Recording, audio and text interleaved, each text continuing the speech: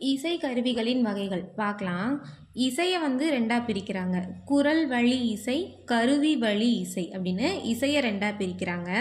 இதில் வந்துட்டு பார்த்தோம்னா இசை கருவிகளை இசைச்சு பாடுறாங்கள்ல அவங்களுக்கு பேர் வந்து பாணர். இசை கருவிகளை இசைத்து பாடல் பாடுவோரை பாணர் அப்படின்னு சொல்லுவாங்க. இந்த பாணர் அப்படிங்கிற சொல் வந்து எந்த நூலில் வந்திருக்குன்னு பார்த்தோம்னா புறநானூறு.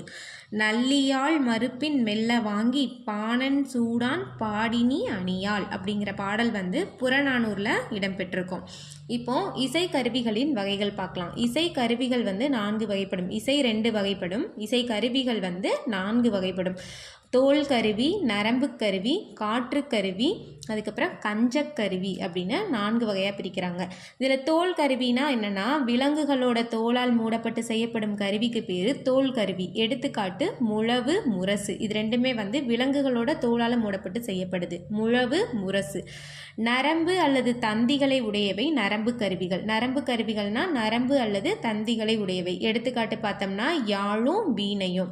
காற்றை பயன்படுத்தி இசைக்கப்படுவது காற்று கருவிகள். காற்றை பயன்படுத்தி இசைக்கப்படுவது காற்று கருவிகள். எடுத்துக்காட்டு குழல், சங்கு.